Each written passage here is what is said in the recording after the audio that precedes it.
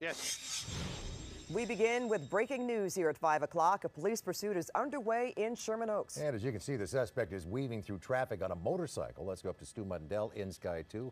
He can tell us about how this thing started Well, the and what's been going traffic on. is making it difficult. Oh, sorry about that. The traffic is making it difficult for the officers to keep up with this guy. And it also, as you said, being a motorcycle, also making it difficult. Now, LAPD started this pursuit. That was the Topanga Division, started this pursuit about 20 minutes ago in the Topanga Canyon area on Victory. Originally wanted just for reckless driving. Now, officers from LAPD quickly got ahead, got their airship overhead, and because of it being a motorcycle, they've been in a tracking mode, and then they went back to a pursuit mode, but they basically have been keeping an eye on this guy. They do want to stop him, and they want to talk to him. Him being on a motorcycle making it very, very difficult for LAPD to find any kind of way to bring this to a forceful end, like as in a pit maneuver or spike strips or anything like that. Basically, the only weapon they have right now is that airship, and they're using that in their fullest here, keeping an eye on this guy, calling out locations. Now, since he's been on the 101 freeway pretty much since the Calabasas area,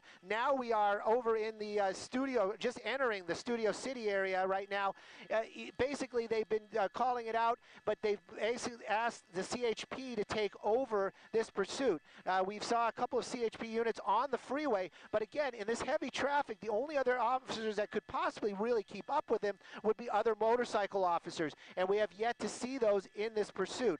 Again, though, right now, I can tell you that we're approaching Woodman, and we're on the 101. Again, the original want for this guy, just reckless driving, and now it's going to be felony evading as well. The airship doing most of the work right now, calling out the locations and letting the officers on the ground know, even if the CHP does become the primary, they're going to start using the LAPD airship to keep eyes on this individual to make sure that they know exactly where he is and where he gets off. Of course, if he does get off the freeway, LAPD will be notified immediately. And again, it's unclear if they will use the pursuit tactics that we are more commonly see, where they're right behind him, making that presence known, or they're just going to watch him. But right now, still eluding officers, and the original want was just for reckless driving.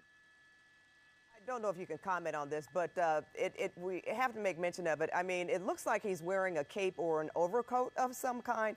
Not that that has any kind of significance, but it is kind of different on a motorcycle.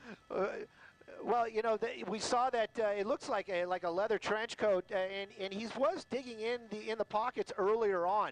It was unclear what he was looking for. I thought maybe he was looking for a cell phone or something along those lines. And again, these are the things that officers are watching from the helicopter as well, and also commenting on. We don't know why he's being so elusive, why he doesn't want to talk to officers, and that always puts LAPD or any police agency in an odd spot when they're in a pursuit. They don't know what this guy really has in mind. You know, he might be armed, he might not be armed, he might have some, maybe he's under drugs. There we go, there's the CHP, and there you can see, as soon as this guy sees those officers, he's really starting to open up that speed, weaving in and out of traffic. Again, that was the CHP officer, and they are working in unison right now. CHP in the lead agency, they basically handed it over. You can see we're approaching the 134, and it looks like if he stays on this side of the freeway, he's going to be taking the 134.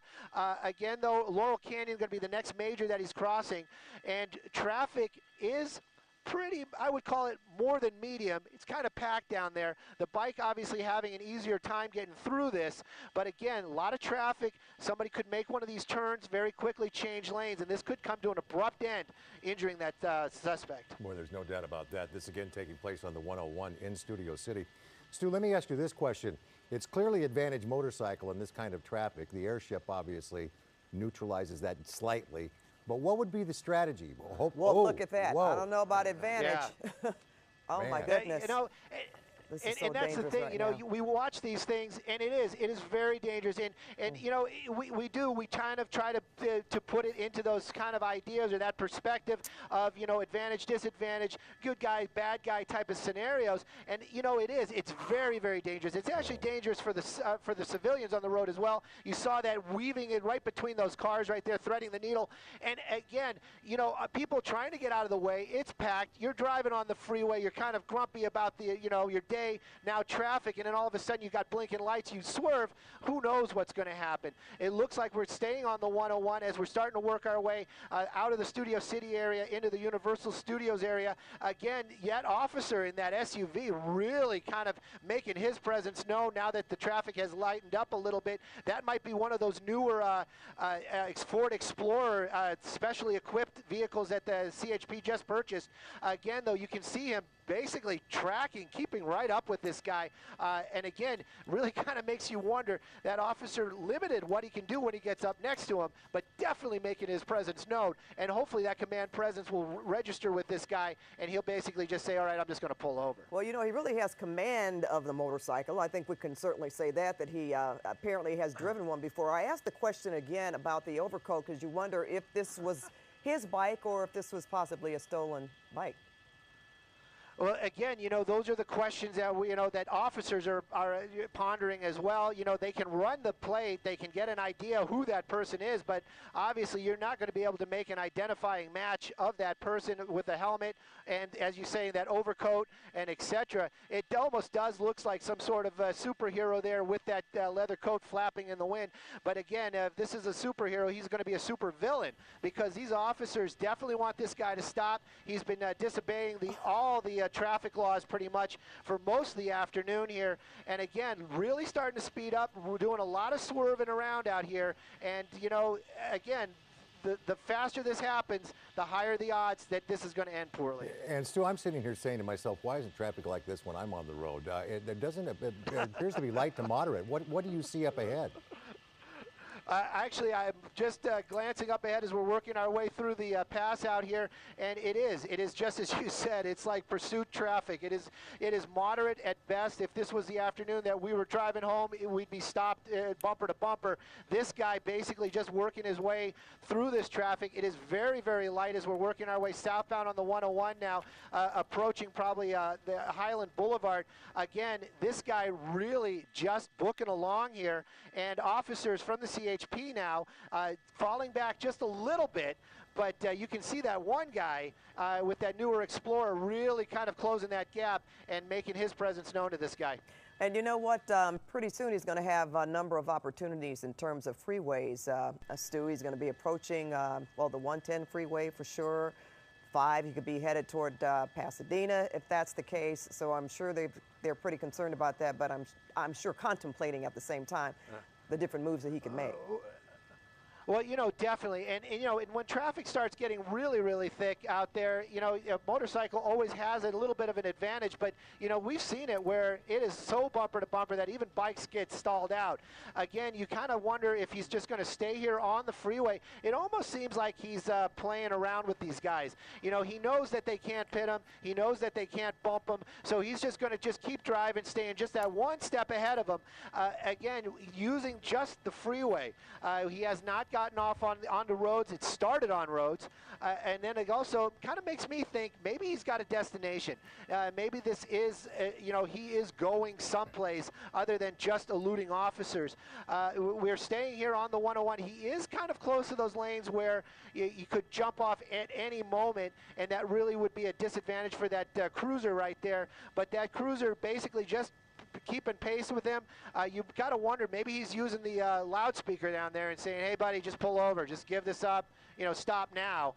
Or if they're just sitting there with their sirens going and looking ahead, I'm almost shocked to say that it looks like the 101 wide open. I'm wondering if possibly they did some kind of break, because it is wide open down there. There are no other cars on the freeway. And Stu, they'll, thought maybe he was moving over to the right lane. They will be at a real disadvantage if he jumps off that freeway, and then of course it depends on how quickly they can get units into that area if he does take an exit. Well, that's for sure, and that's what the LAPD was dealing with when originally this started. You know, that first unit got up behind him pretty quickly, and as soon as those lights and sirens came on, this guy got on opposite traffic and took off. So he definitely wanted to leave. He had no intention of stopping from the get-go, and the original want was just reckless driving. So again, it makes you kind of wonder, if it was just reckless driving, this guy would have turned on his lights, he probably would have got a ticket. Makes you wonder why he just doesn't stop. And again, maybe this person is a wanted felon. Maybe he has some something that he shouldn't have on his person. So these are all the questions that officers have to deal with as well. Even if he does stop, I can assure you they will not just run up to him and take him into custody. They're going to make sure that he complies 100%. You know, it makes me think about being on a freeway. And as we've been saying, this is unbelievable that the 101 is this open at this time of day, that's for sure. But again, it's very disconcerting to motorists who are in vehicles and they have someone on a motorcycle that's going so fast and so quickly that just comes up upon them that they can't necessarily react. And sometimes when they do, it could also be danger for the person on the motorcycle. So this is this is something I'm just thinking about watching this right now, because I've been in that situation where it's a little frightening. Oh, you know, definitely. And that's the thing, too, is, you know, a lot of people, they get paranoid when a motorcycle gets near their vehicle, just like a big rig. It's almost the same thing, except, you know, with a motorcycle, you might be a little bit more concerned about the rider than you are with you. But yes, you're right. A lot of people, I hear that quite commonly. You're driving on the freeway, you got a bike right behind you, and then you don't know what you can do. I mean, if you pull over, he might be contemplating going the other direction. It is very scary. And then this guy, you got to add in, he's got lights and sirens. And again, I have to let you know, right now, as we're approaching Vermont, the freeway is basically getting stopped. Now we're really starting to see that traffic that we are so common to seeing out here in the Los Angeles area, and now it is really starting to back up out here, and the officers had that little bit of advantage there. They're going to lose that now as we're starting to get into some heavy traffic. Well, yes, you know, as Pat pointed out, when they're lane splitting and firing along like that, I don't care how many times it happens to you, it's always startling as a driver of a vehicle, of a car. It's really very startling. And this guy, he's got no qualms about shooting between these vehicles. You know, we were that's reporting. right. Oh, I'm sorry. I was talking No, about go ahead, yesterday how we were reporting on that incident that actually happened in New York and involved a club, but there was just one person on a motorcycle who stopped, and an SUV bumped that motorcyclist, and you know, we know what happened after that. They chased the guy that was driving the SUV and pulled him out of the vehicle. But just how quickly something like this can happen from an abrupt stop by a vehicle trying to avoid hitting the person on the bicycle, it can cause so many different problems or scenarios. Most definitely, and you know, and that's the thing too. That, you know, being a motorcycle, this motorcycle rider obviously knows these things, has these in his mind, and you know, again, seems to be pretty well versed on riding. He's basically just weaving in and out here. He has pulled some pretty close calls. There's another one that might look a little closer than it really was, but again, he is just cutting in between these cars like there's nothing to it. Just keeping up this basically 80-mile-an-hour speed, 50, 60, even, you know, 20 miles an hour faster than whatever the traffic is going is basically what we're seeing out here. And officers from the CHP, you know, they got their lights and sirens. They were falling behind there for a little bit. They got caught up in traffic and now basically back into some sort of tracking mode. And again, you know, they're calling it out. I hear them on another radio. And officers from LAPD not involved in the pursuit, but definitely know that this is going on. So if this guy gets off the freeway, the LAPD will definitely be engaging it very, very quickly. I can tell you right now, we're basically coming up on Glendale. There's Union Avenue, there's a sign, but Glendale is coming up, the 2 freeway, but it really seems to me that he's been staying on these majors and basically just following it. I'm kind of curious to see 110, 101, what's his choice is going to be. 101 looks a little bit more packed, but not much better than the 101. Boy, every time he gets into traffic like this, his pattern has been to tone it down a bit without seeing the black and white behind him. Well, you know, that's right, and this is part of the process that LAPD has been trained to do, and other agencies. They basically, that's what the way they say we should go into tracking mode. They feel that the presence of the black and white off and the lights and sirens excites the suspect and makes, you know, he starts acting crazier, and they do this, they fall back and they just watch. But with this guy, even if they're just watching, you know, we don't know where he's going to go. And just allowing him to run freely like this, that might not be the best deal either. So they're kind of playing that middle card, just kind of keeping an eye on him. They have officers nearby. He hasn't really done anything so crazy where they're going to say, you know, the public is, you know, there's a public safety issue. I can tell you right now, definitely established on the 101. We're going to be working our way through the north side of downtown Los Angeles, and looking ahead, it's pretty much more of the same. Just a little bit of traffic out there, but this guy just basically on a little ride out here as LAPD and anybody watching the news is joining him this afternoon. You know, Stu, we joined you at Woodland Hills, and can you tell us again where this originated, where they started following this motorcycle? We originally heard this in the Topanga Canyon area on Victory Boulevard. Again, reckless driving was the original one on it. The officers doing what they're trained to do got behind him. They asked for what they call a backup and an air unit. That was the helicopter. Pretty much as soon as that helicopter got there and that first unit turned on his lights and sirens, this guy just took off. And the first thing apparently he did, or that we heard that he did, was go into opposing lanes of traffic to get away from that officer. So that was an extreme move for basically just, hey, we just want to pull you over. And again, this is why LAPD and other agencies are so interested in stopping this guy and talking to him. Those kind of reactions, you know, why didn't he just pull over? That's basically the big question. It really seems like we're just staying on the 101 freeway up. Now, as I said it, he's really starting to cut around because he does have a choice over here of the 10 freeway, but he's just weaving in and out of traffic. Again, I don't think there are many, if any, units, black and white units behind him anymore as he's working his way. I just want to make sure we don't lose him here. And as we're starting to work, it looks like we're going to be going south here, so that's going to be 5 freeway. That gives him the 60 and also, yeah, the 60 freeway if we keep in this direction. He's starting to pick it up right now. He's got to know, though, I mean, a pursuit in Los Angeles, he's got to know that helicopter's overhead, keeping an eye on him, even though he doesn't see any black and whites, too. Well, that's right. And, you know, and that's the thing. You'd think that with that knowledge, you'd just say, hey, you know what, I better just, you know, pull over. Or you know what, maybe he's doing, I just want to enjoy my last couple of minutes. But this doesn't look very enjoyable. This looks like he's really trying to get away. And, again, you never away. He is speeding up now quite a bit, like you said, really starting to move out. And, again, we're coming up on the East LA interchange, so he's going to have several choices of where he can go as we work our way down here.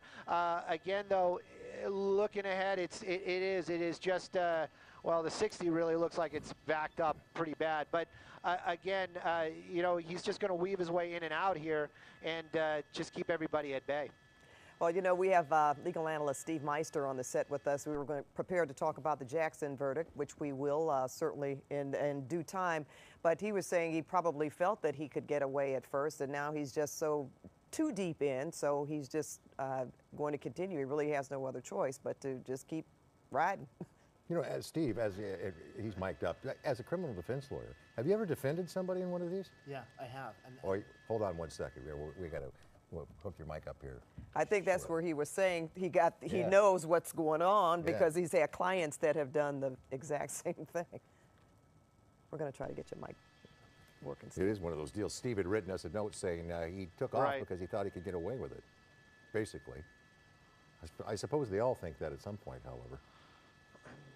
Well, again, you know, maybe he's just going until he decides to stop, as happens in so many different cases where he'll just decide to give up because he can't. Here. All right, and maybe he's going to familiar territory.